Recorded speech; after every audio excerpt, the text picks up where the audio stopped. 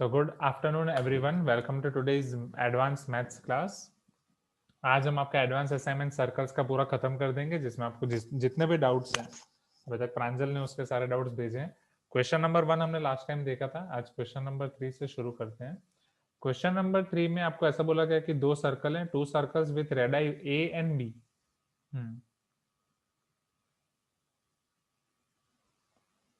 Okay, Abhiram will definitely see that. Formula of R of circumcircle. Okay. Two circles with radii A and B touch each other externally such that दो circle हैं जो दोनों एक दूसरे को externally touch कर रहे हैं, रेडियस A और B है। Theta is the angle between the direct common tangents. जब वो एक्सटर्नली टच कर रहे हैं तो वो टाइम पे हमें पता है कि हमें तीन टेंजेंट्स मिलेंगे। Am I correct? एक, दो और तीन। You can tell me yes if you agree, right? तो यहाँ पे वो आपको ऐसा बोल रहे हैं direct common tangents, direct common tangents, फिर वो डायरेक्ट एंड ट्रांसवर्स, वो नाम हमने यहाँ पे पढ़े थे, राइट? कि अगर उन दोनों के बीच में, आपके सर्कल के बीच में कुछ डिस्टेंस है, वो दोनों टच नहीं कर रहे हैं, ना ही इंटरसेक्ट कर रहे हैं, तो वहां पे हमें चार टेंजन मिलते थे। M I correct? एंड उन चार टेंजन का हमने नाम लिया था या कुछ नाम याद रखा था। ये वाले दोनों टेंजन का नाम हमने क्या याद रखा था कि जो एक ही साइड हो सर्कल की, डायरेक्ट, आई गेस, राइट? वहां पे डायरेक्ट वही पढ़ा था ना हमने, डायरेक्ट टेंजन, कि कुछ और नाम था? डायरेक्ट एंड ट्रांसवर्स, जितना मुझे याद है वही नाम था। Please confirm, right? यस। सो उसी कंसेप्ट को आपको यहाँ पे यूज करना है। तो जो थीटा है वो इन दोनों के बीच का एंगल है, डायरेक्ट टेंशन के बीच का। एंड ए और बी के बीच का रिलेशन दिया है कि ए बी से बड़ा है, एंड दोनों, बी आपका 2 हो सकता है या उससे बड़ा, तो ए तो डेफिनेटली 2 से बड़ा ही होगा। तो ये कुछ रिलेशन हमें दिया है। चलो अब इसको ट्राई फाइंड करने की कोशिश करते हैं। So let me draw two circles first, right? So this is our first circle.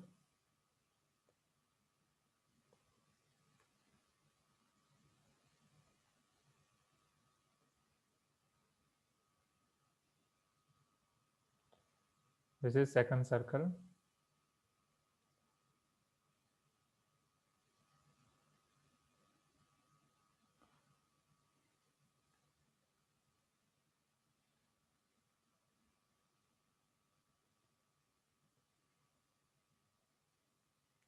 This is their first direct common tangent, I can say. Now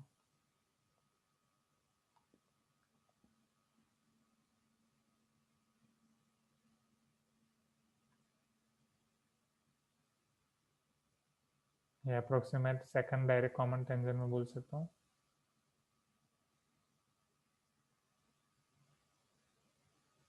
and in दोनों के बीच का एंगल हमें दिया गया है थीटा। दोनों के रेडियस है, दोनों के कुछ ना कुछ सेंटर्स होंगे। Suppose this centre is C1, this centre is C2।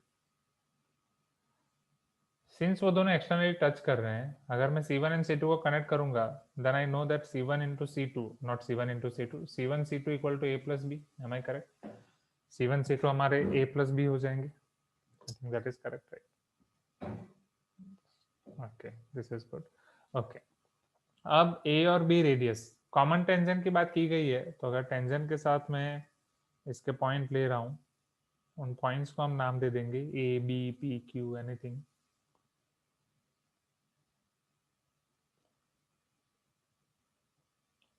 इस तरीके से मैं कर सकता हूँ ए बी, राइट? सिंस ये C1 ए भी टेंजेंट को परपेंडिकुलर है, C2 बी भी टेंजेंट को परपेंडिकुलर है, तो C1 ए और C2 बी दोनों पैरेलल हो जाएंगे। जो फिगर मैंने ड्रॉ किया उसमें इतने एग्जैक्टली पैरेलल दिख नहीं रहे, but yes, am I correct? क्योंकि जो वो दोनों हैं perpendicular to the same line, same line को परपेंडिकुलर हैं, तो वो एक दूसरे को पैरेलल हो जाएंगे।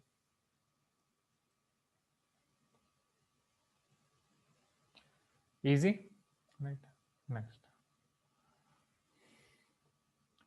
ये है रेडियस ए, ये है रेडियस बी, यहाँ पे एंगल थीटा।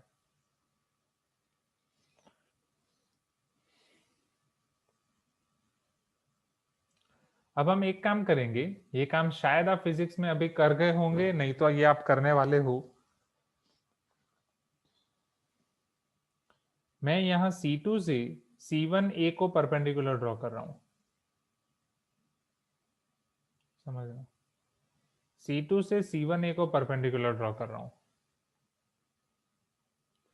तो जब मैं C2 से C1A को परपेंडिकुलर ड्रॉ करूंगा, यहाँ पे जो भी पॉइंट है, राइट? सपोज उसे पॉइंट आप P नाम दे दो, राइट? कि P पॉइंट ऐसे ले रहा हूँ कि C2P वो C1A को परपेंडिकुलर है, तो मैं ये बोल सकता हूँ वो आपके टेंजेंट को पैरेलल हो जाएगा, ये वाले कॉमन टेंजेंट को पैरेलल हो जाएगा, बिकॉज अभी हमने देखा एंड इधर ये दोनों लाइन आपकी पैरेलल है। You can tell me if you agree. Exactly ये पूरा अब आपका रेक्टेंगल बन जाएगा, क्योंकि ये पैरेललोग्राम में अगर एक एंगल 90 डिग्री हो तो ये पूरा का पूरा आपका रेक्टेंगल बन जाता है।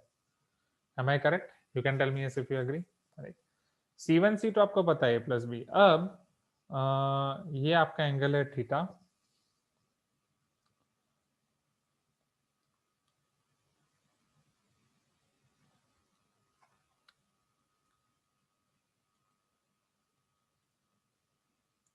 अगर मैं C1 C2 को पीछे लेके जा रहा हूँ, डेफिनेटली यहाँ पे मैंने फिगर इतना प्रॉपरली ड्रॉ नहीं की है, सो ये कुछ ऐसा होगा। कैन आई से दैट कि अगर मैं C1 C2 वाली लाइन को पीछे लेके जा रहा हूँ जो आपके दोनों सेंटर को कनेक्ट कर रही है, तो वो थीटा वाले एंगल को बाइसेक्ट कर देगी, ये वाला एंगल थीटा/2 हो जाएगा ड्यू टू सिमेट्रिसिटी। क्योंकि सपोज ये पॉइंट आपका जो भी है ए बी पी हमने नाम दिया है, सपोज क्यू, क्यू से आप जो दो टेंजेंट ड्रॉ कर रहे हो, राइट, यहाँ से अगर मैं ऐसा ड्रॉ करने जाऊंगा तो यहाँ पे भी मुझे कुछ सिमिलर कंडीशन मिलेंगी, यहाँ पे भी ऐसे मिलेगा। सो ये थीटा/2 होल थीटा होना चाहिए। Am I correct? So this थीटा/2 is the angle between the line C1 C2 and this tangent. ये आपकी C1 C2 वाली लाइन है एंड यहाँ पे टेंजेंट है, इसके बीच का एंगल थीटा/2 मुझे मिल रहा है। Am I correct? ओके। अब इसी C1 C2 में ये C2 से मैं एक लाइन ड्रॉ कर रहा हूं जो ये टेंजेंट को पैरेलल है, राइट, जो ये टेंजेंट को पैरेलल है। तो अगर ये एंगल थीटा/2 है जो C1 C2 और टेंजेंट के बीच है, तो ये वाला एंगल क्या होगा?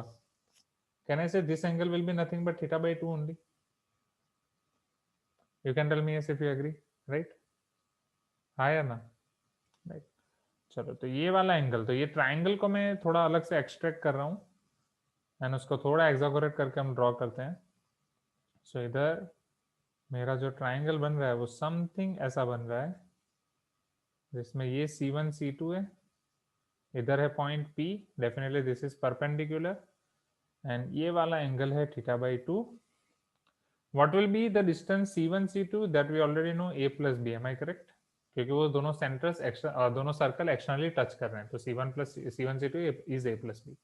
व्हाट अबाउट डिस्टेंस PA और CP? जैसा कि हमने देखा एक पूरा रेक्टेंगल होगा, अगर ये B है तो APB हो जाएगा। Am I correct?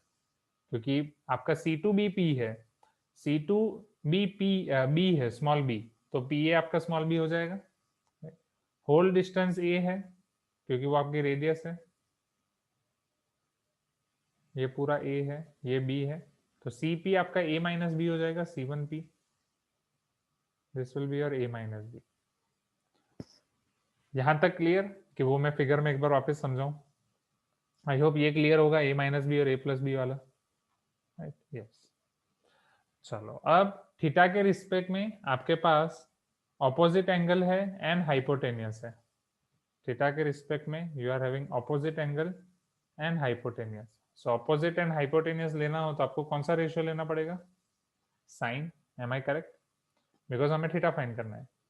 So sine थीटा/2 is equal to A-B divide by A+B। So थीटा/2 आपका क्या हो जाएगा? योर थीटा/2 will be equal to sine inverse A-B by A+B। तो 2 उधर आ जाएगा, so theta is equal to 2 times sine inverse A-B by A+B। Am I correct? Okay, ये साइन इनवर्स के बारे में थोड़ा बहुत मैंने आपको आइडिया दी थी। So this should be your answer, 2 times sine inverse A-B by A+B, which is your option सी।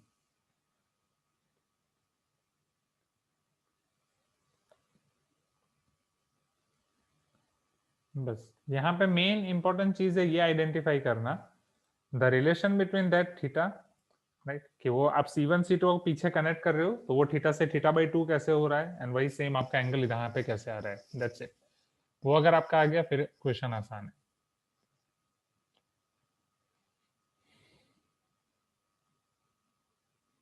ठीक है, क्लियर? जाएं आगे। क्वेश्चन 3 के बाद अब नेक्स्ट क्वेश्चन आपको डाउट है question 8। Let us see that.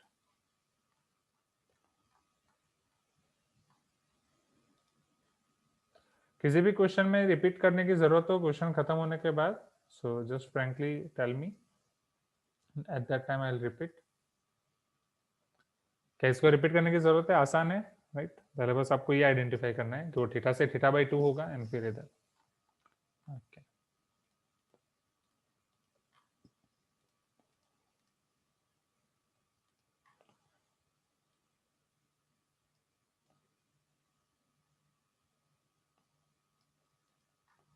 can you say this question number 8 here, everyone? The circles which can be drawn to pass through 1 comma 0 and 3 comma 0 and to touch the y-axis intersect at an angle theta, then cos theta is equal to।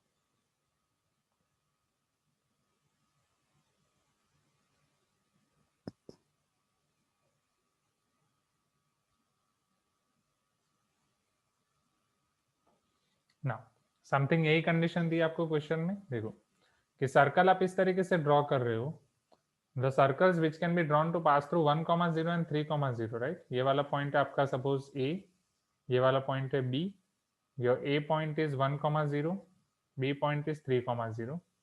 वहां से circle पास कर रहे हैं, इस तरीके से आप draw कर रहे हो and touch the Y axis, वो वाई एक्सिस को टच कर रहे हैं। सपोज यहाँ पे पी पॉइंट पे टच कर रहे हैं, यहाँ पे क्यू पॉइंट पे टच कर रहे हैं एंड वो दोनों थीटा पॉइंट पे इंटरसेक्ट कर रहे हैं। अगर दो सर्कल थीटा एंगल पे इंटरसेक्ट कर रहे हैं उसका मतलब क्या है कि यहाँ पे अगर मैं उसको टेंजेंट ड्रॉ कर रहा हूँ, यहाँ पे मैं उसको टेंजेंट ड्रॉ कर रहा हूँ, तो दोनों टेंजेंट के बीच का एंगल होगा थीटा। M I correct? ये हम देख चुके हैं, angle between two curves, angle between two circles, कि वहां पे जब आप उन्हें टेंजेंट ड्रॉ करोगे उन दोनों के बीच का एंगल होगा थीटा। चलो अब यहाँ पे हम वो कैसे कर सकते हैं, 1 by 1। तो पहले आपको ये पता है कि अगर ये ए बी इन दोनों सर्कल की कॉमन कॉर्ड हो जाएगी, कॉमन कॉर्ड हो जाएगी, वहां से आपको ये पता है कि अगर आप कॉर्ड का परपेंडिकुलर बाइसेक्टर ड्रॉ करते हो तो उस परपेंडिकुलर बाइसेक्टर पे ही सर्कल का सेंटर होगा। You can tell me yes if you agree, right? Since आपकी कॉर्ड एक्स एक्सिस पे है एंड कॉर्ड के एंड पॉइंट्स है 1 comma 0 3 comma 0, राइट? तो यहाँ पे उसका परपेंडिकुलर बाइसेक्टर कौन से पॉइंट से पास करेगा? डेफिनेटली 2 comma 0 से, एंड वो 2 comma 0 से पास करेगा तो सर्कल का सेंटर आपका उसी जगह पे होगा। Am I correct? Right. So this is your 2 comma 0, यहाँ से वो पास करेगा तो सर्कल का सेंटर आपको यहाँ पे मिलेगा समवेयर। तो सपोज इधर आपको मिल रहा है 2 comma k, इधर मिल रहा है 2 comma k dash. Am I correct? हाँ या ना? ये हमारा एक कंसेप्ट यूज हुआ इसका। दूसरा कंसेप्ट कि वो वाई एक्सिस को टच कर रहा है। अगर वो वाई एक्सिस को टच कर रहा है तो याद करो ये वाई एक्सिस उसकी टेंजेंट हो जाएगी, राइट? सेंटर से ये परपेंडिकुलर हो जाएगा उसके रेडियस। Am I correct? ये उसका हो जाएगा radius. So radius is what here? Can I say radius is nothing but 2 unit. Radius आपकी 2 यूनिट हो जाएगी। नेक्स्ट, अब मुझे फाइंड करना है के, right? 2 comma k 2 comma k dash. के क्या है? के यहाँ सी से एक्स एक्सिस का परपेंडिकुलर डिस्टेंस होगा, राइट? के फाइंड करने के लिए वही चीज जो आप जूनियर क्लासेस में करते आए हो, सेंटर से पॉइंट ए को कनेक्ट कर रहा हूँ, राइट? सपोज ये 2 comma 0 point m, so c m is perpendicular c से एम आपका है k. Am I correct? C m equal to k. A से एम है आपका 1 यूनिट, ए से एम है 1 यूनिट। सी ए है आपकी radius which is 2 unit. Okay, so ये राइट एंगल ट्राइंगल में c a 2 unit, a m 1 unit, आपको फाइंड करना है के क्या होगा? Under root 2 square minus 1 square. So k is equal to root 4 minus 1, k equal to root 3। Same यहाँ पे भी ऑन डाउनवर्ड साइड आपको डिस्टेंस मिलेगा सेम रूट 3, बट सिंस वो ऊपर है ये नीचे है, सो आई can say k is root 3 and k dash is minus root 3। Am I correct? Coordinates के फॉर्म में तो आपका रूट 3 माइनस रूट 3। चलो अब what is our aim? We need to find cos theta. हमें कॉस थीटा फाइंड करना है, तो पहले थीटा को लोकेट करते हैं। अभी हमने पढ़ा कि जब दो सर्कल आपके इंटरसेक्ट कर रहे हैं, वहां पे जब आप टेंजेंट ड्रॉ करोगे तो वो टेंजेंट का पॉइंट ऑफ इंटरसेक्शन आपको मिलेगा, या सॉरी टेंजेंट के बीच का आपको एंगल मिलेगा थीटा। तो अगर यहाँ पॉइंट ए पे मैं टेंजेंट ड्रॉ कर रहा हूँ, समझना, इन सेम वे एक टेंजेंट इधर एक टेंजेंट उधर, अब इन दोनों टेंजेंट के बीच का एंगल थीटा है। अब मुझे ये बताओ, पॉइंट ए से जो मैं टेंजेंट ड्रॉ करूंगा, जो ये वाले सर्कल को टेंजेंट है, ओके, टेंजेंट, ठीक है,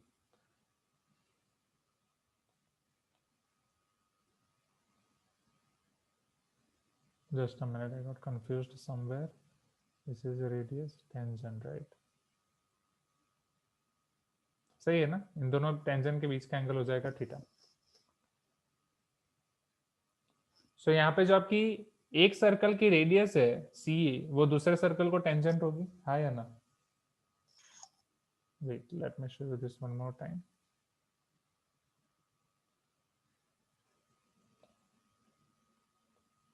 यहाँ पे मैं सी ए ड्रॉ कर रहा हूँ, राइट?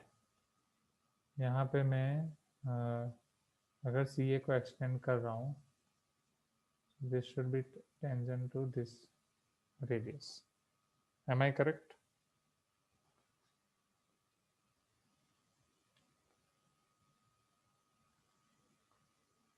हाँ, ये so I am coming to your point, but पहले यहाँ पे जो मैं समझा रहा था शायद उसमें थोड़ा सा कंफ्यूजन हो गया।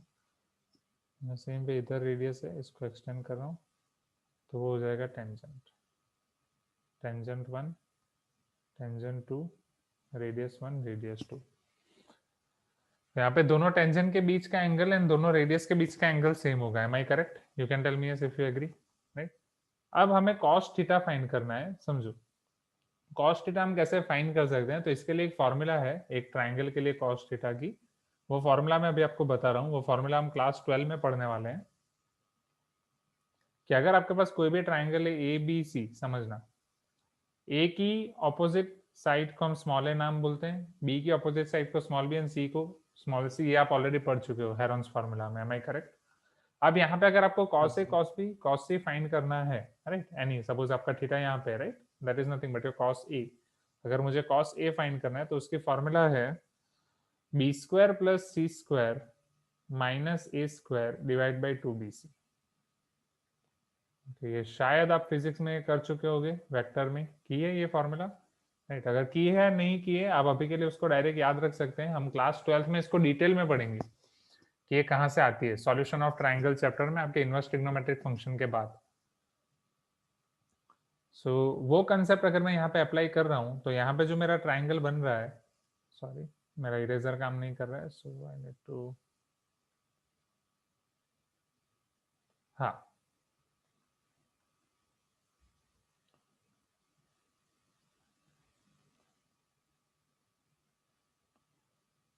यस, मैग्नीट्यूड ऑफ वेक्टर से आया है ओविश, राइट? चलो इधर है थीटा, इसके ऑपोजिट साइड टोटल कितनी हो जाएगी? Above root three, below root three, so total हो जाएगा आपका 2√3।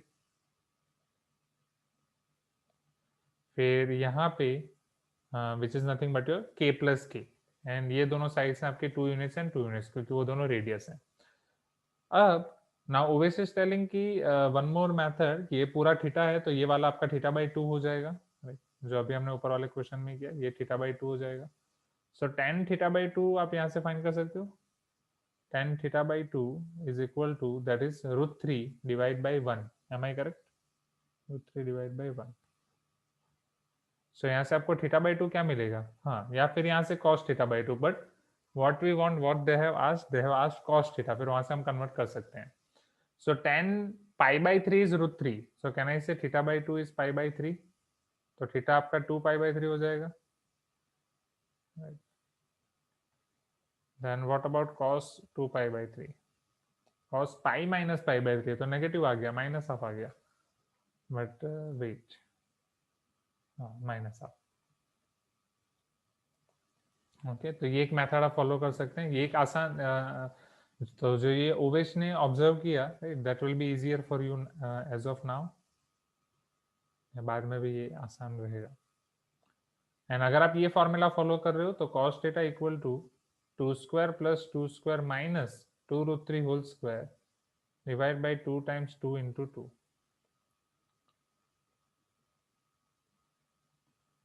Minus divide by 8 minus 4 by 8 minus half. Okay, so both are same. We could have gone for cos also. Okay, हाँ cos theta by 2 भी हम यहाँ से कर सकते हैं, फिर वहां से भाई आपको थीटा मिलेगा ना, आगे बढ़ोगी. बट यहाँ पे तो क्या था कि आपको थीटा बाई 2 एक डायरेक्ट ऐसी वैल्यू मिल गई कि जो आपकी नोन वैल्यू थी, राइट. कई बार आपको समथिंग cos थीटा बाई 2 यहाँ पे tan थीटा बाई 2 कुछ ऐसा मिलेगा जिसकी वैल्यू आपको पता नहीं हो. Am I correct?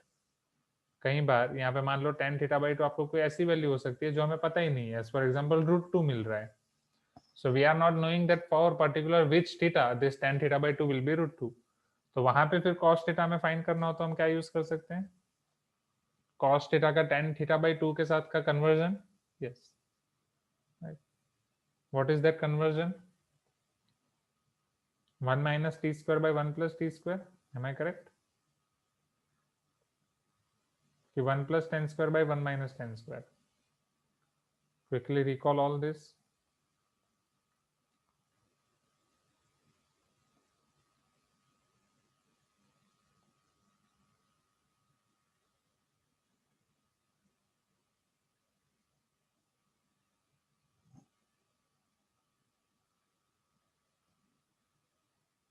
Okay. So यहाँ पे आपका 1 plus tan square theta by 2 that will be nothing but sec square theta by 2. This is sin by cos theta by 2 1 upon cos square. तो वो हो जाएगा आपका sin. सिर्फ tan में ही डिनोमिनेटर में माइनस आता है, राइट. बाकी सब में डिनोमिनेटर में आपका प्लस आएगा. वहां पे भी हमने यही बोल के याद रखी थी फॉर्मूला. ओके, चलो तो इज दिस क्लियर कब कौन सा यूज करना है? Hope you are getting my point. या फिर अगर डायरेक्टली आप cos थीटा अप्लाई कर दो, जब आपके पास अननोन एंगल है तो वहां पे आपका cos थीटा थोड़ा आसान हो जाएगा, तुरंत मिल जाएगा. Okay, so understood this question. ये क्वेश्चन में और कोई डाउट? ये क्लियर? स्टेप बाय स्टेप हम गए. पहले 1 0 3 0 से हमने सेंटर का फाइंड किया एंड उसके बाद लाइक दैट. क्वेश्चन नंबर 8 के बाद अब क्वेश्चन नंबर 10.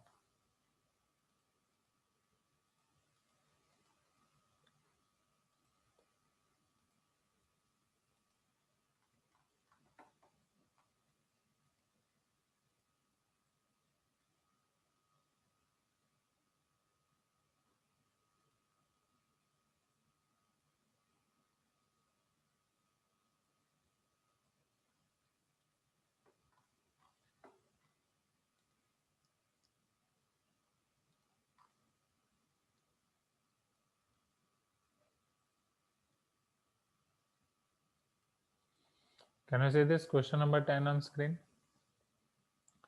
Let PB, हाँ definitely vector formula is easier for unknown values. ये फिजिक्स में देखी होगी ना, ये वेक्टर फॉर्मूला आपने कुछ देखी है फिजिक्स में थोड़ा बहुत? नहीं सर. हाँ, वहां पे सर नेक्स्ट शायद. क्वेश्चन हो गया था. किसमें? जो अभी क्वेश्चन कराने जा रहे हो मैंने सॉल्व कर लिया था. अच्छा ओके, ये हो गया है, ठीक है. तो क्वेश्चन 10 दिखाने की जरूरत नहीं है. नहीं फिर है सर. Okay, question 12. हाँ यस, मुझे ये याद है हाँ कि ये फिजिक्स में आपका कैसे था. आई थिंक वो रिजल्टेंट वेक्टर समथिंग उसके लिए था, right. R square equal to a square plus b square. तो ये आपने ऐसे याद रखा था, a square equal to b square plus C square plus 2bc cos है समथिंग. Am I correct? ये स्क्वायर या minus 2b square plus C square minus 2bc cos a square equal to b square plus C square minus 2bc cos है. हाँ, वो square उधर जाएगा तो whole root आ जाएगा. कि जहाँ पे ए आपका एंगल है between B and C, B और सी के बीच का angle. Okay, so let us सी next question now. Question number 12. Question number 10 बाकी के स्टूडेंट्स आप ट्राई करना, अच्छा क्वेश्चन है. किसी को भी डाउट हो so we can see in next class.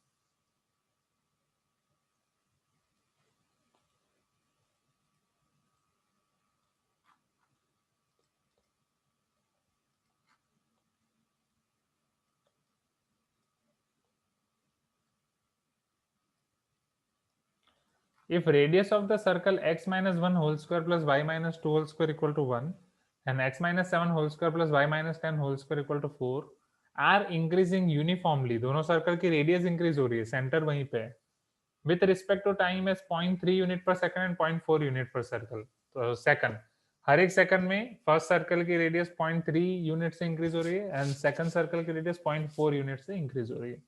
Then they will touch each other at t equal to, तो दोनों एक दूसरे को कौन सा टाइम पे टच करेंगे वो हमें देखना है.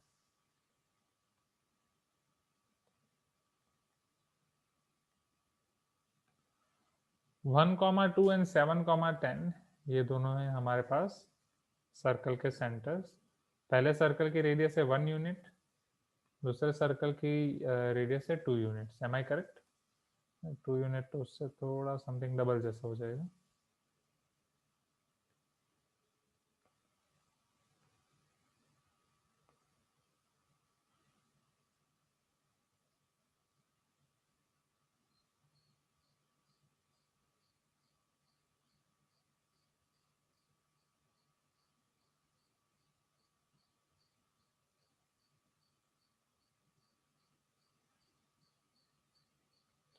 Can you see this is 1 2 7 10.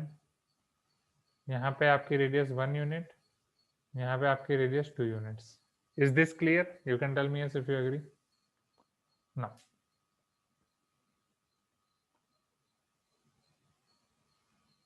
ये सपोज C1, ये C2, ये R1, ये R2.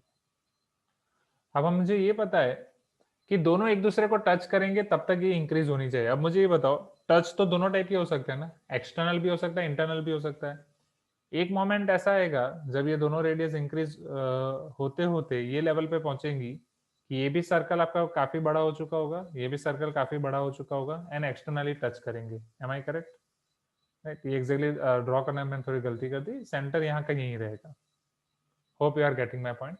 इसके बाद भी ये बढ़ता जाएगा, ये भी बढ़ता जाएगा एंड एक मोमेंट ऐसा आएगा जब वो इंटरनली भी टच करेंगे. हाँ या ना? डेफिनेटली उस सर्कल की आपका सेंटर और रेडियस 2 यूनिट है तो और बड़ा होगा एंड आई थिंक उसी का रेट ज्यादा दिया गया है. रेट भी इसका ज्यादा है 0.4 यूनिट पर सेकंड. अब कौन से टाइम पे वो दोनों एक्सटर्नली या इंटरनली टच कर रहे हैं वो हमें देखना है. हमें ये पता है कि एक्सटर्नली टच करने की कंडीशन है C1 C2 equal to R1 plus R2. यहाँ पे कंडीशन है C1 C2 equal to R1 minus R2 और आई कैन से particularly mode R1 minus R2. अगर कौन सा बिगर स्मॉलर हमें पता नहीं है, यहाँ पे हम ये एस्टिमेट कर सकते हैं कि R2 माइनस R1 होने वाला है. नाउ सो अगर दोनों की इंक्रीज हो रही है रेडियस, तो फिजिक्स में आप ऑलरेडी कर चुके हो. सपोज कि टी टाइम पे वो इंक्रीज कर रहे हैं. फिजिक्स के ऑलमोस्ट सारे क्वेश्चन यहीं से शुरू होते हैं. Let let at t time both circles are touching each other. Okay. तो यहाँ पे मैं कंडीशन लिख सकता हूँ जब वो टच करने वाले हैं टी टाइम पे, तो रेडियस R1 क्या हो जाएगी. सपोज R1 डैश हो रही है बढ़ के, सेंटर तो एज इट इज रहने वाला है भाई. R1 डैश क्या हो रही है, वो R1 प्लस 0.3t हो जाएगा. हाँ यस, वो R1 प्लस 0.3t हो जाएगा. You can tell me yes. R2 dash क्या हो जाएगा, वो R2 प्लस 0.4t हो जाएगा क्योंकि ये 0.3 यूनिट पर सेकंड से इंक्रीज हो रही है, ये 0.4 यूनिट पर सेकंड से इंक्रीज हो रही है. तो टी यूनिट को भी, टी को भी, टाइम को भी हम सेकंड्स में ले लेते हैं कि आफ्टर टी सेकंड्स वो कब इंटरसेक्ट करेंगे, लाइक दैट. यहाँ तक क्लियर है? You can tell me yes. Okay, so this is your C1 C2 R1 R2. So for this condition my C1 C2 should be R1 plus or minus R2, right? और अगर मैं square के term में बात करूं तो C1 C2 square is equal to R1 plus और minus R2 square.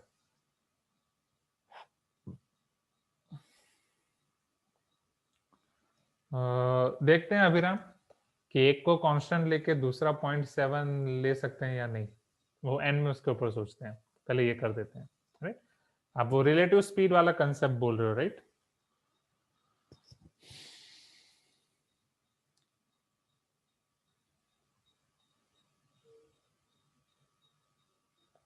दो ट्रेन एक ही डायरेक्शन में जा रही है तो रिलेटिव स्पीड में हमें करना पड़ता है minus.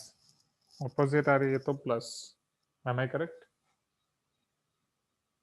5 3 5 minus 3 5 plus 3, okay let us check कि वो अप्लाई कर सकते हैं या नहीं, पहले ये कर लेते हैं। सो C1 C2 होल स्क्वायर, तो C1 C2 तो मैं यहाँ पे फाइंड कर सकता हूँ, एंड होल स्क्वायर है तो काम और आसान हो जाएगा।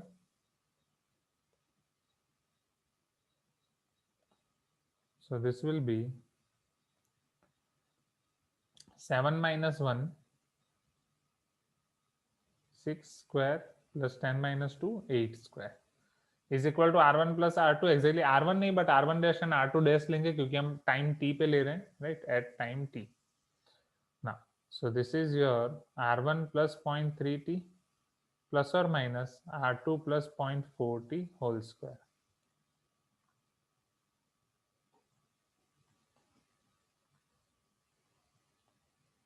So 6 square plus 8 square is 10 square, we know Pythagorean triplet. अब यहाँ पे प्लस और माइनस है तो हमें दो केस लेने पड़ेंगे, R1 plus 0.3t plus R2 plus 0.4t and 10 square, just a minute, okay, is equal to एक बार minus R1 plus 0.3t minus R2 minus 0.4t whole square.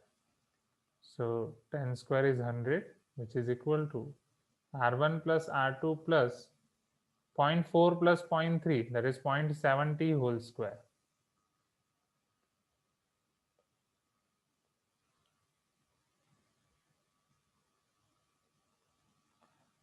So therefore 100 is equal to, हाँ square root ले सकते हैं हम, तो R1 plus R2 आपका क्या हो जाएगा, 2 plus 1 3 3 plus 0.70 whole square, square इधर हो जाएगा तो square root, okay. So square root हमें प्लस और माइनस 10 मिलेगा, बट माइनस 10 पॉसिबल नहीं है, हम प्लस 10 ही लेंगे, क्यों, क्योंकि टाइम आपका पॉजिटिव है तो ये भी पॉजिटिव प्लस पॉजिटिव पॉजिटिव आना चाहिए। 3 plus 0.70, 10 minus 3 7 equal to 0.70, so t is equal to 10 seconds from here. Negative लेते तो टाइम नेगेटिव मिलता, फिर हम बोलते कि पॉसिबल नहीं है, उससे अच्छा हम पहले से ये थोड़ा सोच सकते हैं। नेक्स्ट, यहाँ 10 square equal to 100 is equal to R1 minus R2 plus 0.3t minus 0.4t, वो माइनस 0.1t हो जाएगा। You can tell me yes if you agree.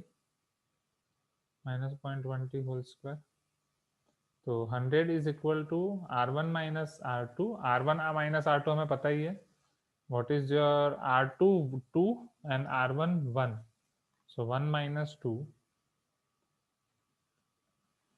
minus 0.1t whole square, 100 is equal to 1 minus 2 minus 1 minus 0.1t whole square, minus common निकाल देता हूँ तो हो जाएगा 1 plus 0.1t whole square, तो स्क्वायर इधर हो जाएगा 10, again same reason why we are not taking minus 10, so 10 minus 1 9 equal to 0.1t, so time is equal to 90 seconds. तो हमें दो टाइम मिल रहे हैं, एक मिल रहा है 10 सेकंड एंड एक 90 सेकंड, तो डेफिनेटली 10 सेकंड आपका कौन सा टाइम होगा, यहाँ से आप देख सकते हो कि 10 सेकंड पे वो एक्सटर्नली टच करेंगे एंड उसके बाद 90 सेकंड्स पे वो इंटरनली टच करेंगे। अब आपको क्या पूछा जा रहा है, यहाँ पे सिर्फ टाइम पूछ रहे हैं, then they will touch each other at t equal to, तो यहाँ पे उन दोनों में से एक टाइम पूछा गया है 90 seconds according to options. Okay, understood this? Now here Abhiram was suggesting or asking one method कि क्या सर हम यहाँ पर रिलेटिव स्पीड वाला कंसेप्ट यूज कर सकते हैं, एक को कांस्टेंट मान के 0.4 प्लस 0.3 दूसरे को 0.7 कर सकते हैं, तो उसमें एक चीज आपको मिल जाएगी, फर्स्ट केस, राइट, 3 प्लस 0.70 वो हो जाएगा कि एक को कांस्टेंट मान लिया, बट वही उसमें ये कंसेप्ट फिर ये 2 प्लस 1 3 लेना पड़ेगा कि एक आपने ऑलरेडी कांस्टेंट मान लिया 1, दूसरे का डिस्टेंस बढ़ रहा है 2 plus 0.70, am I correct, 2 plus 0.70, तो 2 प्लस 1 3 प्लस 0.70 हो जाएगा, राइट, 1 प्लस 2 प्लस 0.70, एंड वो आपको पता है कि दोनों ट्रेन अगर एक दूसरे को ऑपोजिट डायरेक्शन में आ रही है तो रिलेटिव स्पीड के लिए हम प्लस करते हैं, इसीलिए वो 0.3 प्लस 0.4 0.7 स्पीड हो जाएगी, am I correct, you can tell me if you agree. अब इसके बाद वाला केस क्या होगा, इसके बाद वाले केस में इसकी रेडियस बढ़ रही है, इसकी रेडियस भी बढ़ रही है, एम आई करेक्ट? ओके, अब ये दोनों एक दूसरे से दूर जा रहे हैं, ये पॉइंट भी दूर जा रहा है, ये पॉइंट भी दूर जा रहा है, है तो अपोजिट डायरेक्शन ही, right? तो ये पॉइंट जाके पहुंचेगा इधर, ये इधर, तो वो केस में आपको करना पड़ेगा माइनस। तो रिलेटिव स्पीड वाले में ये हम आसानी से प्लस ही होगा, ये एग्री अपोजिट के हिसाब से। तो रिलेटिव स्पीड वाला कंसेप्ट अप्लाई कर रहे हो तो बस यही मिलेगा। तो ये वाले केस को अगर रिलेटिव स्पीड के साथ कनेक्ट करना है तो वो मैं देख रहा हूँ। I think I am not able to connect this with relative speed, क्योंकि रिलेटिव स्पीड के लिए इधर माइनस वाला कंसेप्ट यूज करना पड़ेगा। Minus you can use at that time कि जब दोनों एक ही डायरेक्शन से एक दूसरे की तरफ आ रही हूँ, ट्रेन, एम आई राइट? अगर मैं ट्रेन के रिस्पेक्ट में देख रहा हूँ तो, या यहाँ पे कौन से पॉइंट्स को आप कंसिडर कर रहे हो उस पर डिपेंड करता है। तो बढ़ रहा है तो ये वाला पॉइंट एंड ये वाला पॉइंट, ये भी इधर बढ़ रहा है, ये भी इधर बढ़ रहा है, आप ऐसा देख सकते हैं। हाँ, ये वाले दोनों पॉइंट वो एक ही डायरेक्शन में जा रहे हैं,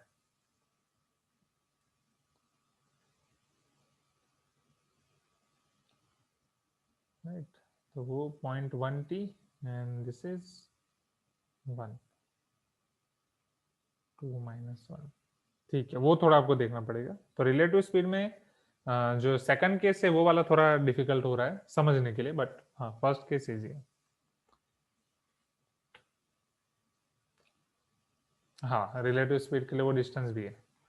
तो ठीक है, तो अभी के लिए ये रखते हैं। क्वेश्चन 12 क्लियर, जाएं आगे। अब है 21, 22, 23, जो तीनों क्वेश्चंस बहुत ही अच्छे हैं, पैराग्राफ बेस्ड क्वेश्चंस।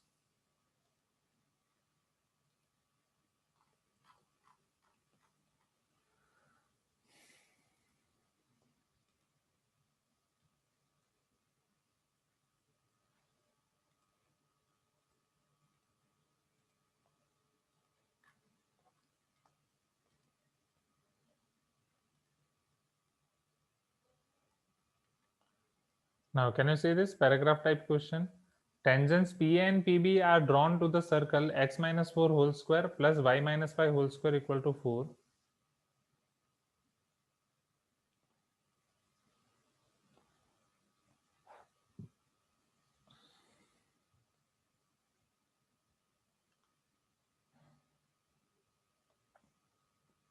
यहाँ आपको ये पता है कि इस सर्कल का सेंटर है 4,5 एंड रेडियस है 2 units. Am I clear? You can tell me if you agree. तो 2 यूनिट की रेडियस है सर्कल की,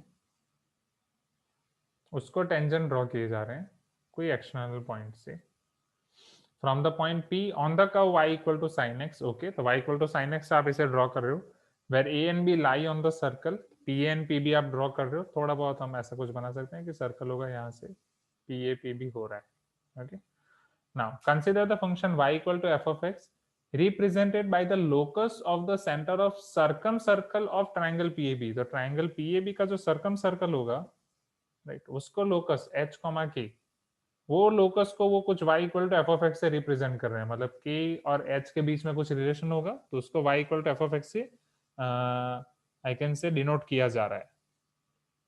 next, then answer the following question. तो पहले इसको समझ लेते हैं, y equal to f of x तक पहुंच जाते हैं, फिर जो फॉलोइंग क्वेश्चन है वो क्वेश्चन एक एक करके देखते हैं वन बाय वन। तो ये सारे कर्व्स मुझे ड्रॉ करना है यहाँ पे।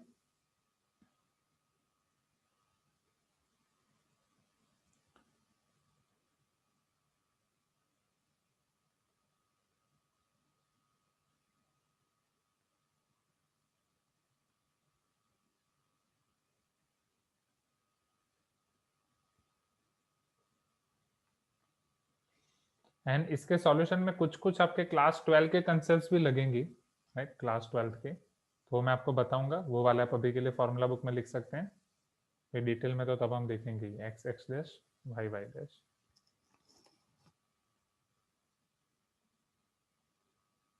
नाउ सी,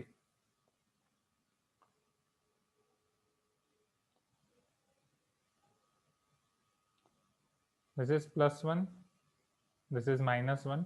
आपको पता है ये +1 -1 में किसके लिए लिख रहा हूँ? Definitely for y equal to sin x। Am I correct everyone? ये आपका y equal to sine x का ग्राफ जो आपको ऑलरेडी पता है। फिर 4,5, सो आपको ये पता है कि अगर ये 4,5 मुझे सेंटर लेना है, x के ऊपर 4, ये पाई है, साइन पाई 0 3.14, तो 4 कहीं अप्रोक्स यहाँ पे होगा, राइट, एंड 5 तो बहुत दूर यहाँ पे होगा, 4,5 somewhere like this approximate, am I correct. फिर वहाँ पे 2 यूनिट का आपको सर्कल ड्रॉ करना है, जिसकी 2 यूनिट मीन्स जिसके रेडियस 2 यूनिट है, एम आई करेक्ट। अप्रोक्सीमेट कुछ ऐसी फिगर मुझे मिल सकती है। अब कोई पॉइंट P है जहां से आप उस पर 2 टेंजेंट ड्रॉ कर रहे हो, P एंड PB, राइट। अब यहाँ पे मैं ले सकता हूँ, कहीं पे भी ले सकता हूँ। पॉइंट P आपका y equal to sine x का ऊपर वो फिक्स है।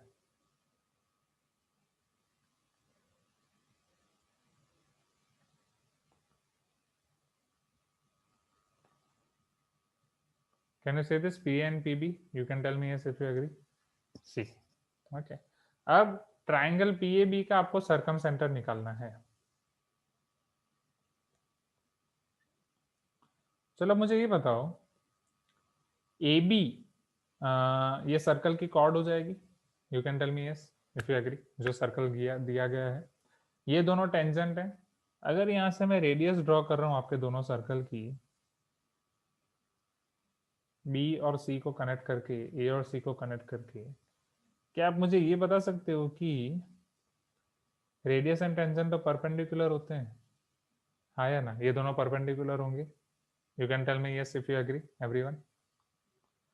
अब यहाँ पे समझने की बात ये है कि एंगल ए, अगर आप क्वाड्रिलेटरल PACB को फोकस करोगे तो वहां पे एंगल ए 90 है, एंगल बी 90 है। और कोई एंगल हम निकाल सकते हैं इसके अलावा? और कोई एंगल तो नहीं निकाल सकते, बट P और C एंगल के बीच का एक रिलेशन निकाल सकते हैं। कहना इसे P plus C equal to 180 degree, क्योंकि बाकी दो एंगल्स का सम 180 डिग्री है, चारों एंगल का सम 360 होगा, तो P प्लस C 180 डिग्री होगा, am I correct? As well as यहाँ पे A प्लस B 180 होगा, A plus B 180 and P plus C 180। Is this correct? You can tell me yes. चल, ऐसा कौन सा क्वाड्रिलेटरल है जिसमें ऑपोजिट एंगल का सम 180 होता है? ऐसे कौन सा क्वाड्रिलेटरल है जिसमें ऑपोजिट एंगल का सम 180 होता है? श्रीहरि, कोशी, प्रद्युमन, एनीवन? काइट नहीं, सोचो कुछ और, थोड़ा हटके सोचो, आउट ऑफ द बॉक्स। ऐसा क्वाड्रिलेटरल जिसमें ऑपोजिट एंगल 180 होता है, काइट में ऐसा नेसेसिटी नहीं है। कुछ आइडिया थोड़ा बहुत आपको याद हो? सर्कल के अंदर, yes, cyclic quadrilateral, am I correct? ऐसा क्वाड्रिलेटरल जो आपके सर्कल के अंदर हो। यस। सो क्या यहाँ पे मैं ये बोल सकता हूँ ये क्वाड्रिलेटरल आपका साइक्लिक हो जाएगा? ये साइक्लिक क्वाड्रिलेटरल होगा, मतलब ये चारों पॉइंट से मैं एक सर्कल बना सकता हूँ। कौन से पॉइंट का? ये yellow colour, I think white ही अच्छा रहेगा। let me try to draw one circle which can pass through all these points.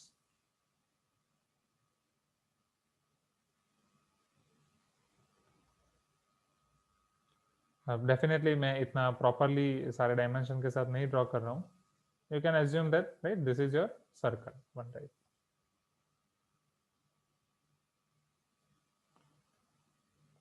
यहाँ तक क्लियर है? You can tell me yes, हाँ या ना, कि आपके ए बी पी और सी ये चारों से एक सर्कल पास होगा। अब मैं इसके बाद क्यों कर रहा हूँ समझ रहा हूँ, थोड़ा ये आउट ऑफ बॉक्स क्यों गए? आपको क्या बोला गया? आपको सर्कम सेंटर निकालना है। किसका सर्कम सेंटर निकालना है? ट्राइंगल PAB का, राइट। ट्राइंगल PAB का सर्कम सेंटर मतलब वो सेंटर निकालना है जहां से आपका सपोज वो सेंटर है Q, तो QP QA QB सेम हो एंड वहां से आप एक सर्कल ड्रॉ कर पाओ, एम आई राइट? जिसको सेंटर लेके आप ऐसा सर्कल ड्रॉ कर पाओ जो ट्राइंगल के तीनों वर्टेक्स से पास करे, तीनों वर्टेक्स से पास करे। This is called your circumcircle. Can I say this is nothing but your circumcircle only? क्योंकि PAB से वो पास करेगा तो C से भी पास करना ही है, क्योंकि वो आपके कॉन्साइक्लिक है, हाँ या ना? So this is exactly your circumcircle of triangle PAB. Okay, since वो साइक्लिक है तो ट्राइंगल PAB का आप जो ड्रॉ करोगे वो वहां से पास होना ही होना है। तो ये वाला जो कंसेप्ट है जो अभी हमने यहाँ पे यूज किया, या बहुत सारी जगह पे यूज करोगे, जब भी कोई एक्सटर्नल पॉइंट से दो टेंजेंट आप ड्रॉ करोगे तो ये आपका होने वाला है cyclic quadrilateral. Am I correct?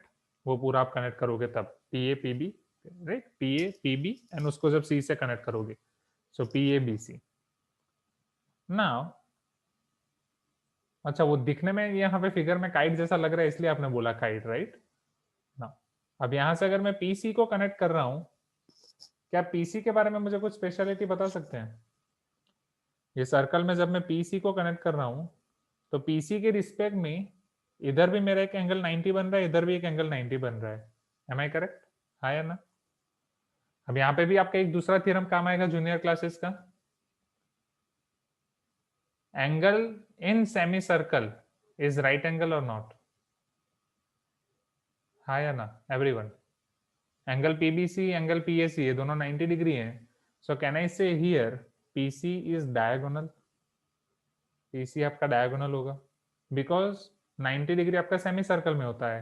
हाँ या ना? सेमी सर्कल बनने के लिए पीसी डायगोनल ही होना जरूरी है।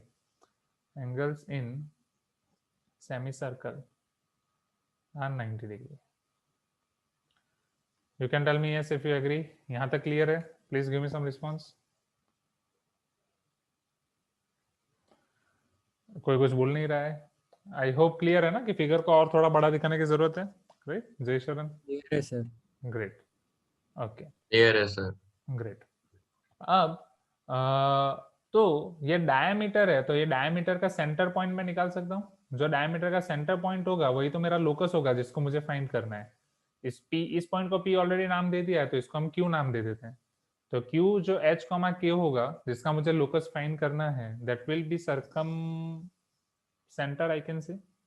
सो mid point of PC is equal to Q, let which is nothing but your center of circle, and that's why it is your circumcenter of triangle PAB. Am I correct?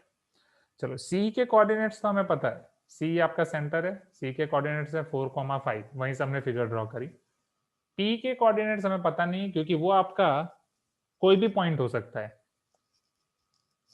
y equal to sine x curve पे। Am I right? Suppose P point यहाँ पे तो यहाँ से आप वो दो tangent draw करोगे एंड वहां पे ये सेम कंडीशन सेटिस्फाई होने वाली है। ओके, तो इसीलिए आपका पी पॉइंट मूव कर रहा है तो उस हिसाब से आपका क्यू पॉइंट मूव करेगा ना। तो पी को अगर मुझे लिखना है, मैं पी को क्या लिख सकता हूँ? हर एक पॉइंट जो आपका y equal to sine x curve पे है उसे मैं कोई और एक वेरिएबल के टर्म में लिख देता हूँ। सिंस यहाँ पे h कॉमा के नाम दिया है, y equal to sine x है, बोलो और कौन सा वेरिएबल लें? a उठा लो। सपोज कैन आई से कि एवरी कोऑर्डिनेट और every point on curve y equal to sine x can be written as a comma sine A.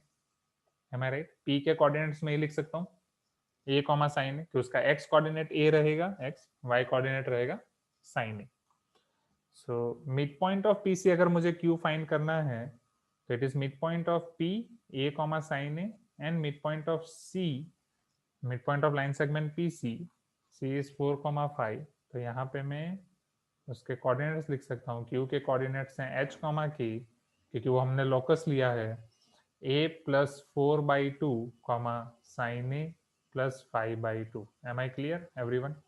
You can tell me yes if you agree. So h is equal to a plus 4/2, k is equal to sin a plus 5/2। अब आपको क्या बोला गया था समझना, आपको ये बोला गया था कि जो यहाँ पे q का लोकस मिल रहा है, locus of q is represented as y equal to f of x. Am I correct? मतलब जो आपका लोकस है, जो लोकस का हम इक्वेशन फाइंड करते हैं y, उसको y equal to f of x, वो आपका locus of centre of circum circle है। q का locus y equal to f of x होने वाला है। तो लोकस फाइंड करने के लिए हम क्या करते हैं? h कॉमा के की कंडीशन रखते हैं, फिर h कॉमा के को वापस x y से रिप्लेस कर देते हैं। हाँ या ना? कंडीशन से सिंपलीफाई करके h कॉमा के को x कॉमा y रख देते हैं। You can tell me yes if you agree. तो क्या मैं h को x और k को y लिख सकता हूँ? x is equal to a plus 4/2, k y is equal to sine a plus 5/2। अब यहाँ से हमें रिलेशन लाना है y और x के बीच में, दैट मीन्स a गायब हो जाना चाहिए। राइट? अब a को कैसे गायब करें? सो a को मैं क्या लिख सकता हूँ यहाँ पे? 2x माइनस 4 लिख सकता हूँ यहाँ से, right? Just method of substitution, 2x minus 4, a 2x minus 4 यहाँ पे सब्स्टिट्यूट कर रहा हूँ, y is equal to sine 2x minus 4 plus 5 whole divided by 2.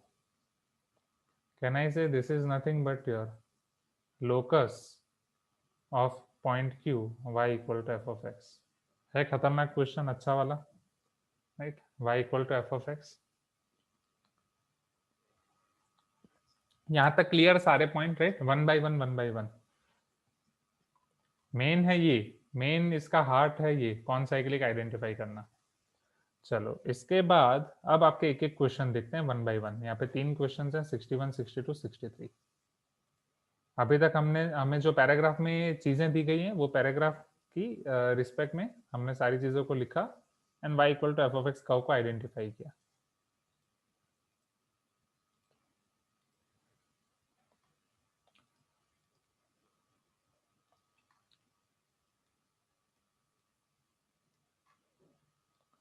Can you say this? Range of y equal to f of x. y equal to f of x की हमें range निकालनी है.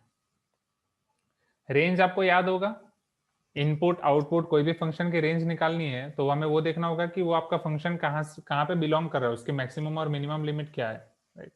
सो here y is equal to sine 2x minus 4 plus 5 by 2. We know that sin 2x minus 4, sign का input आप कुछ भी दे दो, right? Sign का आउटपुट -1 से 1 के बीच में ही होगा. This will B from -1 to 1 only, right? चलो अब यहाँ से ये कर्व के बारे में आइडेंटिफाई करना है तो +5 करते हैं, डिवाइड बाय 2 करते हैं. तो पहले +5 -1 + 5 लेस देन और equal to sin 2x minus 4 plus 5 less than और equal to 1 + 5 whole divide by 2 करते हैं. 5 - 1 4 sin 2x minus 4 plus 5 + 1 6 4 by 2 sin 2x minus 4 plus 5 divide by 2 6 by 2 f of x, और जिसे आप y नाम दे रहे हो, जो भी नाम दो, 3. तो इसकी रेंज मुझे 2 से 3 में मिल जाएगी. Question number 21 correct.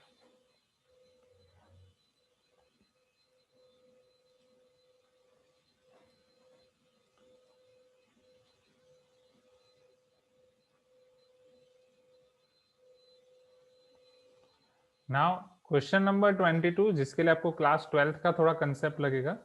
यहाँ पे आपको पूछ रहे हैं कि period of y equal to f of x क्या होगा, कि y equal to f of x का पीरियड क्या होगा. अब पीरियड आपको पता ही है कि वो एग्जैक्टली प्रिंसिपल पीरियड हमें कहना चाहिए, क्योंकि पीरियड बहुत सारे पॉसिबल है. कि y equal to sine x का अगर आपके पास ग्राफ था यहाँ पे, तो वो कौन से वैल्यू के बाद रिपीट हो रहा है, एम आई करेक्ट? तो ये y equal to sine x का ग्राफ हर एक 2π पे रिपीट हो रहा है. Can you see this? Right, even 2π पे रिपीट हो रहा है तो 4π 6π हर एक 2π के मल्टीपल पे रिपीट होगा. So here principal period of sine x is 2π और नॉट, एम आई करेक्ट? अब हमारा जो कर्व है, हमारा curve y equal to f of x जो है, दैट इज ओके. थोड़ा बहुत फिजिक्स में देख रहे हो ये, okay. Oscillation in simple harmonic motion. So y equal to f of x आपका है sin 2x minus 4 plus 5 by 2 sin 2x minus 4 plus 5 by 2. अभी के लिए बस आप ये याद रखो, ये आपका क्लास 12 का कंसेप्ट है कि कोई भी पीरियोडिक फंक्शन है, अगर मान लो कि एक पीरियोडिक फंक्शन है, वो पीरियोडिक फंक्शन में अगर आप x की जगह कुछ भी कर रहे हो, सपोज px प्लस q कर रहे हो, ओके, तो उसका पीरियड हो जाएगा 2π by p.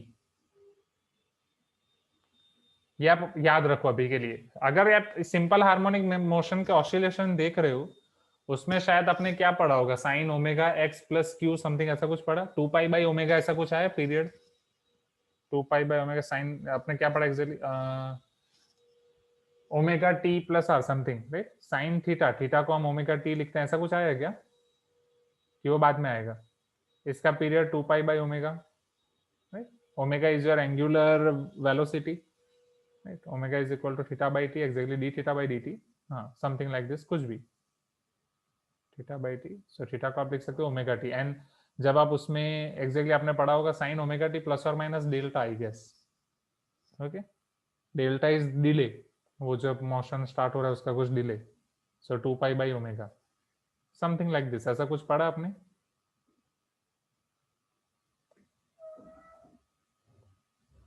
ओके ठीक है, तो ये आप फिजिक्स में देखना ऐसा आएगा। इवन ये आपका फिजिक्स में जब आप एसी वेव पढ़ोगे, एसी करंट, क्लास 11th का ही टॉपिक है आई गेस, हमारे में चैप्टर 8 था, तो वहां पे भी ये कंसेप्ट आपको काम आएगा। तो अभी के लिए मैं बस आपको ये सजेस्ट कर रहा हूँ कि अगर कोई भी फंक्शन है उसमें आप उसके वेरिएबल के अंदर कुछ मल्टीप्लाई कर रहे हो तो उसका पीरियड उससे डिवाइड हो जाता है। फंक्शन में कुछ ऐड कर रहे हो तो पीरियड को कुछ फर्क नहीं पड़ता। पूरे फंक्शन के साथ कुछ मल्टीप्लाई या डिवाइड कर रहे हो, जैसे यहाँ पे पूरे फंक्शन के साथ फिर 2 डिवाइड किया है, तो उससे पीरियड को कोई फर्क नहीं पड़ता। एंड हम पूरे फंक्शन के ट्रांसफॉर्मेशन भी देखने वाले हैं कि सर अगर हम फंक्शन में उसके इनपुट में मतलब एक्स में कुछ मल्टीप्लाई कर रहे हैं, डिवाइड कर रहे हैं, कुछ ऐड कर रहे हैं, सब्ट्रैक्ट कर रहे हैं, तो उसके ग्राफ में क्या फर्क पड़ेगा। फंक्शन के आउटपुट में कुछ मल्टीप्लाई कर रहे हैं, डिवाइड कर रहे हैं, ऐड कर रहे हैं, माइनस कर रहे हैं, तो आउटपुट में क्या फर्क पड़ेगा, राइट। तो वो सारी चीजें हम पढ़ने वाले हैं। अभी के लिए बस आप ये याद रखो कि यहाँ पे जब इनपुट में आप मल्टीप्लाई कर रहे हो तो उसका पीरियड डिवाइड बाई 2 हो जाएगा, इनपुट में डिवाइड कर रहे हो तो पीरियड मल्टीप्लाई हो जाएगा। एंड प्लस माइनस बाहर आउटपुट के साथ मल्टीप्लाई करो प्लस करो उससे कोई फर्क नहीं पड़ने वाला। So this will be your pi.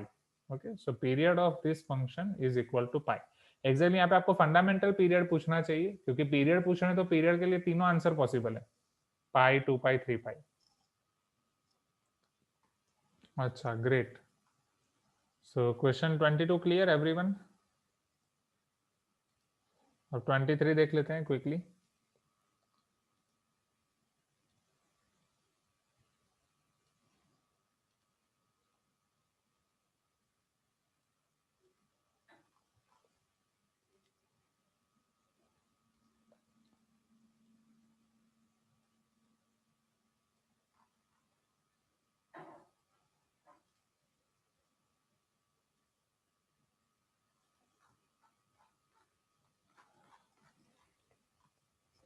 Which of the following is not true?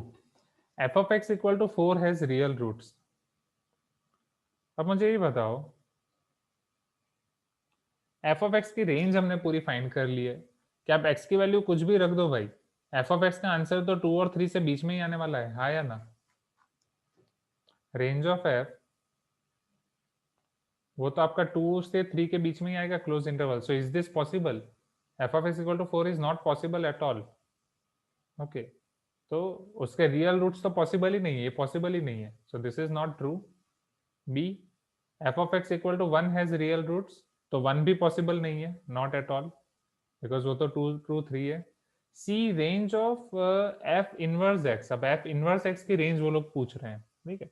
तो यहाँ पे अगेन हमें f of x को याद करना पड़ेगा पहले, y equal to f of x is our sine 2x minus 4 plus 5/2।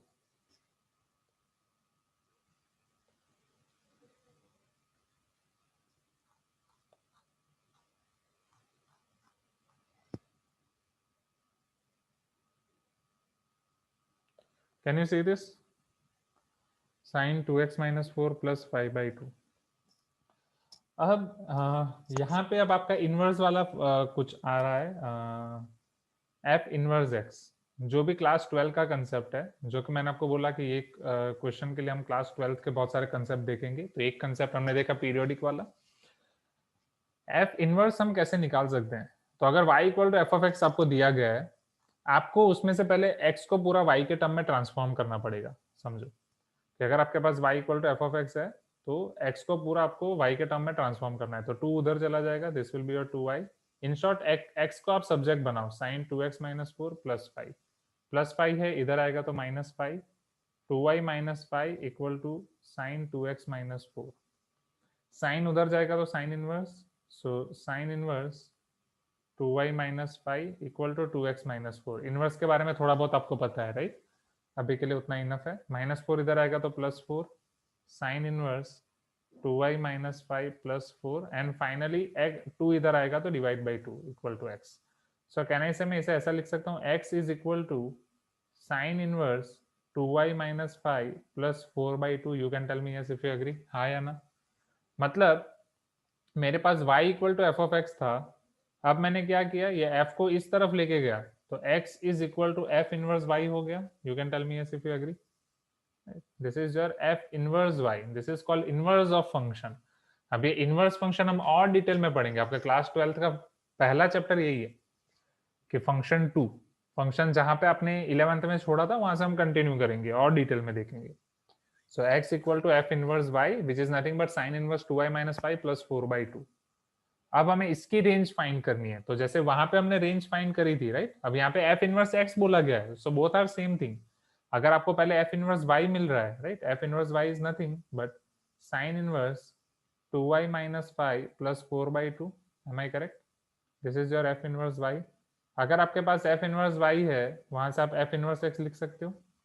Just variable change करना है. y की जगह आपको लिख देना है x. तो इधर भी जहां पे आपका y है उसकी जगह x, 2x minus 5 plus 4/2. Am I correct? ये हो जाएगा f इनवर्स x. अब इसकी आपको रेंज फाइंड करनी है. इसके रेंज फाइंड करने के लिए साइन इनवर्स की रेंज आपको क्लियर होनी चाहिए. तो साइन इनवर्स की रेंज -π/2 से π/2 होती है. अब आप पूछोगे सर क्यों -π/2 से π/2 होती है? समझाऊंगा. अभी के लिए सस्पेंस. वो सस्पेंस खुलेगा आपका क्लास 12th में, second chapter inverse trigonometric function, या फर्स्ट चैप्टर में भी उसका यूज आ रहा है तो फर्स्ट चैप्टर में भी आ सकता है. अभी के लिए बस आप उसको डायरेक्ट याद रख लें कि range of sine inverse x is -π/2 to π/2. तो सिंस साइन इनवर्स x की रेंज आपकी -π/2 टू π/2 है, तो यहाँ पे साइन इनवर्स 2x - 5 की रेंज क्या हो जाएगी? समझ लो यहाँ पे, जस्ट अ मिनट. क्योंकि x आपका कोई भी हो, राइट, x की जगह आपका 2x - 5 या कुछ भी दिया है, बाहर जब आप साइन इनवर्स अप्लाई कर रहे हो तो उसकी रेंज आपको मिलेगी -π/2 to π/2. Yes, basically this is your theta. क्योंकि साइन इनवर्स x आप अप्लाई करते हो तो आपको थीटा मिलता है. साइन थीटा अप्लाई करने से x मिलता है, साइन इनवर्स x आपको थीटा देता है. अब उसमें +4 ऐड कर रहे हो, सो -π/2 + 4 लेस देन और equal to sine inverse 2x - 5 + 4 less than और इक्वल टू π/2 + 4. फिर होल डिवाइड बाय 2 कर रहे हो, whole divide by 2 whole divide by 2. This is nothing but your f inverse x. This is -π/4 + 2. This is π/4 + 2. So -π/4 + 2 and π/4 + 2. -π/4 + 2 and π/4 + 2. So exactly this is right answer. This is right. Now f of x equal to 1 has 2 real roots. तो f of x equal to 1 के roots possible ही नहीं है, तो 2 real roots तो कहाँ से आएंगे? So A b and d false हैं, ए बी एंड डी तीनों फॉल्स हैं, and C is your correct answer. Is this clear, everyone? 21, 22, 23. You can tell me yes if it is clear to you. Yes sir. Great. तो ये अच्छा question था, right. ये काफी अच्छा question है. कॉन्सेप्ट्स मिक्स हो गए सर थोड़े हाँ, से वही, क्योंकि बीच बीच में थोड़ा सा ये मुश्किल लग रहा था. हाँ, कि क्लास 12 के इतने कंसेप्ट हैं, तो मैं बस आपको ये बताऊंगा कि आप अभी के लिए बस इतना समझो यहाँ से यहाँ तक, y equal to f of x and f of x की रेंज. बाकी दो क्वेश्चन को आप छोड़ दो, वो आप क्लास 12 के कंसेप्ट हो जाए, रिवीजन में आपको पता चल जाएंगे. So sir but we need not true, so A B D are right. वही यहाँ पे ये भी लोचा है. नॉट ट्रू पूछ रहे हैं तो A B D right, but शायद आंसर में पता नहीं क्या दिया है. आंसर में शायद डी था, जस्ट चेक. सर आंसर में सिर्फ डी है. हाँ, तो वो आंसर यहाँ पे गलत दिया गया है. सर मैं मेरी दीदी को भी पूछा था तो वो भी बोल रही थी कि क्या गड़बड़ दी है. हाँ, क्योंकि उसमें कुछ गड़बड़ी है, बाकी होना चाहिए.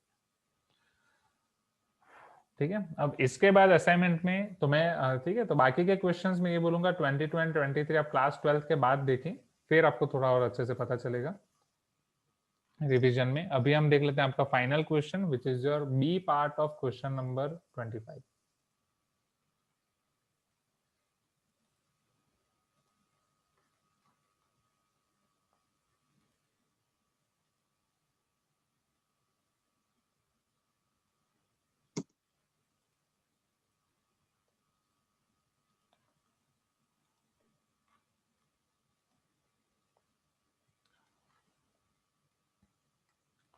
Yes, can you say this question number B on screen? Right, this is exactly B of 25th part. Last के कुछ क्वेश्चन आपके पैराग्राफ टाइप दिए गए हैं. The circumference of the circle x square plus y square plus 4x plus 12y plus p equal to 0 there are two circles, एक circle ये है आपका x square plus y square plus 4x plus 12y plus p equal to 0। इसका circumference bisect हो रहा है by another circle. अब circumference bisect हो रहा है मीन्स तो दूसरा सर्कल इस तरीके से इंटरसेक्ट करेगा, राइट, कि उसका सरकमफरेंस बाइसेक्ट हो रहा है, दैट मीन्स उसका सर्कल उसके डायमीटर के एंड पॉइंट में इंटरसेक्ट करेगा, तभी ये पॉसिबल है। ये दूसरा सर्कल है x square plus y square minus 2x plus 8y minus q equal to 0। अब यहाँ पे जो मैं इनकी कॉमन कॉर्ड ड्रॉ करूंगा वो कॉमन कॉर्ड हो जाएगी diameter, am I correct? This common chord will be diameter.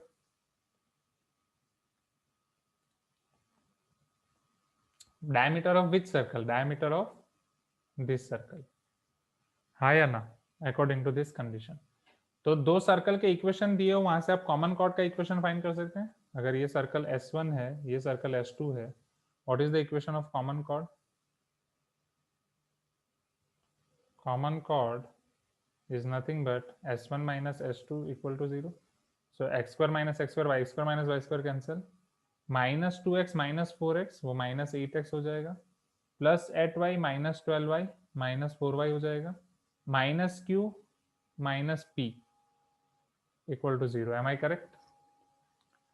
You can tell me yes, या फिर सबको उस तरफ लेके जाओ. So 8x plus 4y plus p plus q equal to 0. This is your common chord. And since your common chord is diameter of this smaller circle, we can say that center of this smaller circle must pass through from common chord. What is center of this circle? 4x and 12y से हम ये idea लगा सकते हैं, -2 and -6. Am I correct? So this center must lie on this diameter or common chord.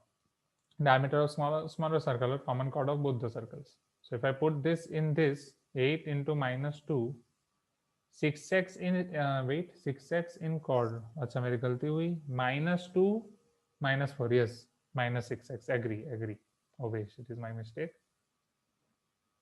should be -6x plus 6x.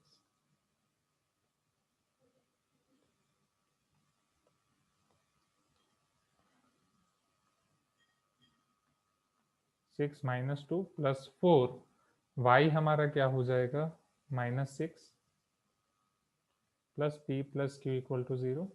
So -12 -24 -36, p plus q equal to 36. Am I correct? यहाँ तक clear है? You can tell me yes. p plus q equal to 36. Okay. यहाँ आपके advance assignment के जितने doubts थे वो सारे खत्म हो रहे हैं, राइट? ये जो प्रांजल ने डाउट्स भेजे थे, जब बाकी सब स्टूडेंट्स आप ट्राई करोगे और डाउट्स आएंगे तो आप वो भेजना। ये वाले क्वेश्चन में और डाउट आए तो वो भी भेजना, क्वेश्चन नंबर 10 वो भी देख लेंगे, आसान सा अच्छा क्वेश्चन है, ठीक है। अब आपके बच्चे सेंगेज वाले डाउट, सेंगेज वाले अभी तक मैं एक ही देख पाया हूँ, ओके। इसके अलावा यहाँ पे दूसरा ही बना लेते हैं।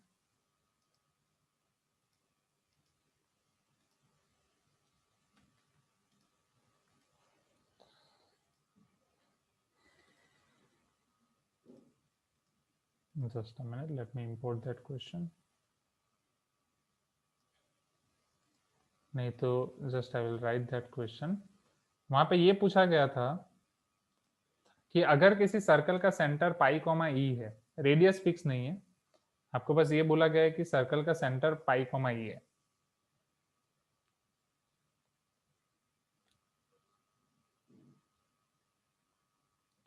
तो ये सर्कल के ऊपर or means on this circle how many points are rational?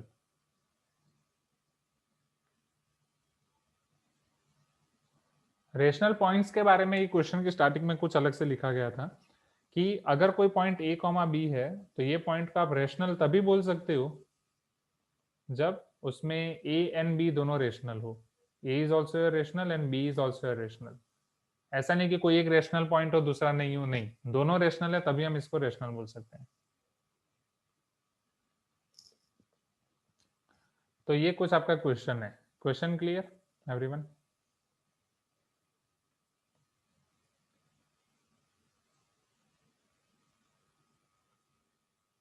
Wait, I think one note को एक बार क्लोज करके ओपन करना पड़ेगा।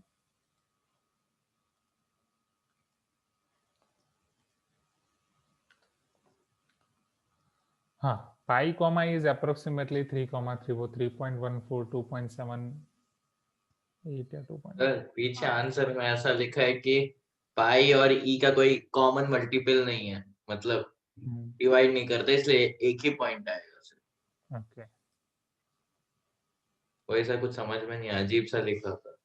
इसका लंबा है, मतलब इसका जो भी कैलकुलेशन है वो बहुत बड़ा है। मतलब पीछे कुछ कैलकुलेशन क्या नहीं, 5 लाइन में आंसर दे दे। अच्छा दीदी दीदी ने क्या बोला? दीदी ने भी यही बोला, एक दीदी ने नहीं, संगेश के पीछे। एंगेज में पीछे। अच्छा, वो है। कभी कभी ऐसे ही दे देता है सॉल्यूशन, असल में लंबा रहता है। हाँ, देता है ऐसा है 4 लाइन का कि लगता है कि हमें कुछ आता ही नहीं है, इतना आता ही लंबा नहीं, लंबा एग्री। कर रहे हैं। हाँ, वो 4 लाइन को पढ़ के तो ऐसा लगता है अरे बाप रे, ये भगवत गीता है, पता नहीं क्या लिख दिया, कुछ पता नहीं चल रहा है। सर सॉल्यूशन का फोटो भेजूंगे, फोटो भेजो क्या? हाँ हाँ, भेज दो भेज दो। तो ये मैं नेक्स्ट क्लास में ही कराऊं तो चलेगा, क्योंकि आई थिंक ज्यादा टाइम जा सकता है, 10 मिनट में खत्म नहीं होगा, ठीक है सर। है ना? और ठीक है, क्योंकि इसके बाद मुझे एग्जैक्टली 12th के एडवांस के क्वेश्चन भी सॉल्व कर रहे हैं। आपके तो कर लिए, अब 12th की मेंस क्लास है, फिर उसका एडवांस क्लास है। बेसिकली कुछ कुछ मैं हिंट दे देता हूँ, जितना मैंने किया था वहां तक ये था कि उसमें ये था पहले कि let this points P and Q both are rational points, कि ये दोनों पॉइंट आपके रेशनल हैं, मतलब ये x1 y1 x2 y2 दोनों रेशनल हैं, दो रेशनल पॉइंट यहाँ पे हैं। अगर दो रेशनल पॉइंट है तो उसको ज्वाइन करते हुए आपको एक कॉर्ड मिलेगी, एम आई करेक्ट? ओके, अब वो एक कॉर्ड मिलेगी तो कॉर्ड का एक परपेंडिकुलर बाइसेक्टर भी मिलेगा। You can tell me if you agree, right? ये पी क्यू, एंड वो कॉर्ड का परपेंडिकुलर बाइसेक्टर हम एग्जैक्टली क्यों ले रहे हैं? क्योंकि हम सेंटर की तरफ आ रहे हैं, क्योंकि कॉर्ड से सेंटर में यही रिलेशन है, एम आई क्लियर? उसका परपेंडिकुलर बाइसेक्टर, तो वहां से ये कॉर्ड का मीड पॉइंट मुझे मिलेगा x1 plus x2/2 y1 plus y2/2. So from here can I say that if x1 x2 y1 y2 all these four entities are rational number, I can say this is also rational, am I correct? m is also rational number. फिर अगर मुझे perpendicular bisector का equation find करना है, how can I find this equation? Point तो है, मुझे इसका स्लोप चाहिए। Slope of chord I can find from here y2 minus y1 by x2 minus x1. आपको ये पता है कि अगर रेशनल नंबर है तो उनका सब्ट्रैक्शन रेशनल होगा, ये भी रेशनल होगा, उनका डिवीजन भी रेशनल होगा, am I correct? Irrational number कौन से हो सकते हैं? जो 2/√3, √3, 1/√3 ऐसा कुछ आ गया तो, या पाई ई ऐसे नंबर आ गए तो, एम आई करेक्ट? तो ये भी तो आपका रेशनल ही होगा। यहाँ से जो इसका स्लोप मिलेगा, जो -1/this करके आएगा, वो भी रेशनल होगा। तो यहाँ से जब आप उसका इक्वेशन फाइंड करोगे, that is y minus this equal to slope of your perpendicular bisector x minus x1, तो वो भी तो उसमें सारी टर्मिनोलॉजीज आपके रेशनल आएंगे। This is also rational, this is also rational, this is also rational. I can से इसका जो भी आपको इक्वेशन मिलेगा ax plus by plus c equal to 0, उसमें a भी आपका रेशनल होगा, b भी रेशनल होगा एंड c भी रेशनल होगा, am I correct? All points are rational और नॉट? यस और नो, राइट? Yes sir. अब सिंस ये रेशनल है एंड आपका सर्कल का सेंटर इस पॉइंट पे लाई कर रहा है, तो सेंटर ये पॉइंट से पास होगा, सेंटर पाई कॉमा इसी लाइन पे होगा, तो वो इसको सेटिस्फाई करेगा, तो इक्वेशन बन जाएगा a pi plus b e plus c equal to 0, am I correct? a pi plus b e plus c equal to 0। अब ये कब पॉसिबल हो सकता है समझना, पाई आपका इरेशनल नंबर है, ई आपका इरेशनल नंबर है, इरेशनल के साथ रेशनल मल्टीप्लाई करोगे तो ये प्रोडक्ट क्या मिलेगा? Irrational, am I correct? हाँ या ना? इन अ सेम वे ई के साथ जब आप एक रेशनल मल्टीप्लाई करोगे तो इधर भी आपको इरेशनल मिलेगा। You can tell me yes if you agree. See तो आपका रेशनल है ही, हाँ या ना? समझना, C is equal to minus a pi minus b, ऐसा मैं लिख सकता हूं। You can tell me yes if you agree. C आपका रेशनल नंबर है। अब ये रेशनल नंबर मतलब अब मेरे पास ये दो इरेशनल नंबर है, एक ये इरेशनल नंबर है, एक इरेशनल नंबर है, उन दोनों का सर सम। तो इरेशनल प्लस इरेशनल रैशनल हो सकता है ना? हाँ, उसी पे आ रहा हूं मैं अभी। अब जो आपके सेंगेज की लाइन है, अब मैं उस पे आ रहा हूँ, राइट? कि अब जो आपके इरेशनल नंबर हैं, हमें ये पता है कि इरेशनल प्लस इरेशनल आपका रेशनल हो सकता है। एज फॉर एग्जांपल अगर मैं 2 + √3 ले रहा हूँ या 2 - √3 ले रहा हूँ तो वो कैंसिल होकर 2 + 2 4 हो जाएगा, हाँ या ना, लाइक दैट। ऐसा करके वो पॉसिबल है, प्लस माइनस कोई भी कॉम्बिनेशन, राइट। हाँ, एंड हियर हाँ सर। हाँ, Owais is suggesting one more thing कि सर ए बी को अगर मैं प्लस और माइनस ई प्लस और माइनस पाई ले रहा हूँ, दैट मीन्स अगर ए मान लो कि प्लस ई है यहाँ पे, राइट, बी मान लो कि माइनस पाई है, बट ए और बी ऑलरेडी हमने लिया है कि वो रेशनल है, क्योंकि हमने ए बी कहाँ से आया, वो 2 पॉइंट से आया, जो हमने ये एज्यूम किया कि 2 पॉइंट रेशनल है। तो by the way observation is correct. तो ये क्लियर, ये क्लियर। अब सेंगेज में आपकी लाइन क्या दी गई थी पीछे, वो बोलो। ई और पाई का कोई कॉमन मल्टीपल नहीं है, like that.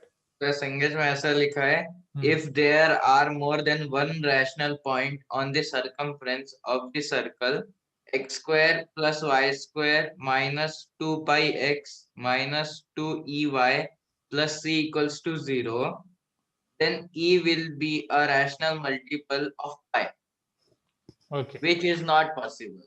Which is not possible, ठीक है। अब जो है वो यहाँ पे है, तो पाई और ई का कोई ये देखना है बस कि ये आपके इरेशनल और इरेशनल रेशनल नहीं होंगे। इनके पीछे का कंसेप्ट यही है कि पाई एंड ई का कोई कॉमन मल्टीपल नहीं है, लाइक दैट। तो वो यहाँ से मेरा एक्सप्लोर करना बाकी है, यहाँ तक मैं पहुंचा था, ठीक।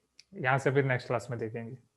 सर पर हाँ, सर्कल की इक्वेशन में ये जरूरी होता है कि सी हमेशा रैशनल हो, इरेशनल नहीं हो सकता क्या? हो सकता है ना, क्यों नहीं हो सकता, बट वो देखो x minus pi whole square plus y minus e whole square equal to r square, यहाँ पे ये होगा, राइट।